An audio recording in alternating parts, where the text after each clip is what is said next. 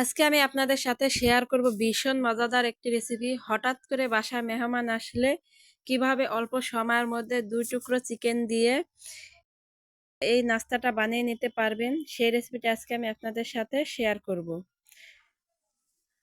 রেসিপিটা বানানোর জন্য আমি একটা কড়াইতে পানি দিয়ে দিলাম। পানিটা গরম হয়ে গেলে আমি এই চিকেনের টুকরোগুলো এরকম ছোট করে কেটে গরম পানিতে দিয়ে দিলাম। এখন আমি চুলার জালটা মাঝারি হিটে রেখে চিকেনগুলো 5 মিনিট সেদ্ধ করে নেব। চিকেনটা আমার 5 মিনিট সেদ্ধ করা হয়ে গেছে। এখন আমি পানি ঝরিয়ে উঠিয়ে নিচ্ছি।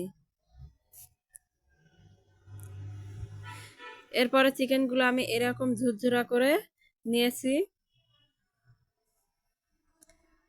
এখন একটা বাটিতে আমি দিয়ে দিলাম বাঁধাকপি। বাঁধাকপিটা আমি একটা গ্রেটারের সাহায্যে এরকম করে গ্রেট করে নিয়েছি। গাজরটা আমি গ্রেট করে নিয়েছি। ফুলকপিটা আমি একদম মিহি করে কুচিয়ে নিয়েছিলাম।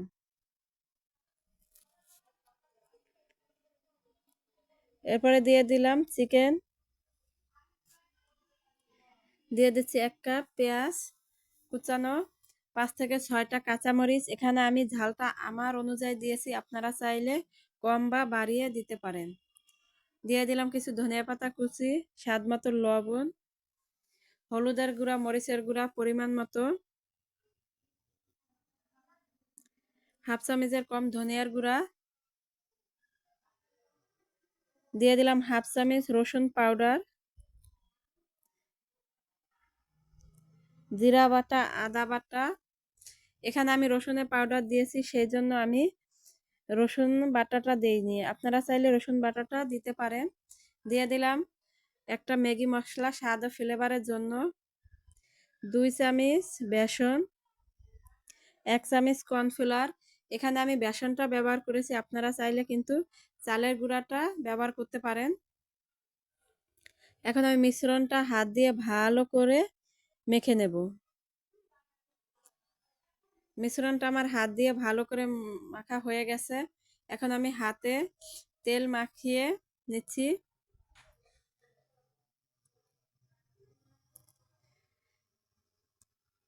এরপরে আমি এরকম নাগেটের মতো শেপ দিয়ে নিচ্ছি, আপনারা চাইলে পাকোড়া শেপ বা গোল করে শেপ দিয়ে নিতে পারেন। আমি এরকম একটু লম্বা লম্বা সাইজ করে শেপ দিয়ে নিচ্ছি। এরকম করে আমি সবগুলো বানিয়ে নেব। সবগুলো আমার বানানো হয়ে গেছে। এখন আমি সাইডে রেখে দিলাম। একটা বাটিতে ভেঙে দিয়ে দিলাম একটা ডিম, অল্প পরিমাণে লবণ দিয়ে একটা চামচ দিয়ে ভালো করে ডিমটা আমি ফেটিয়ে নিচ্ছি।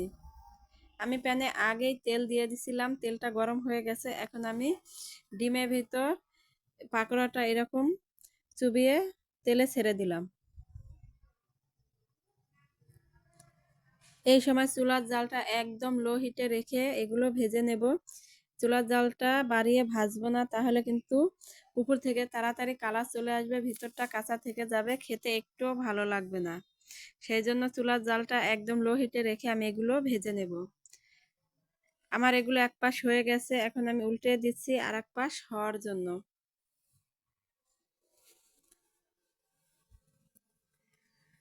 আপনারা চাইলে কিন্তু ঝটপট এরকম করে বিকেলের নাস্তা তৈরি করে নিতে পারেন।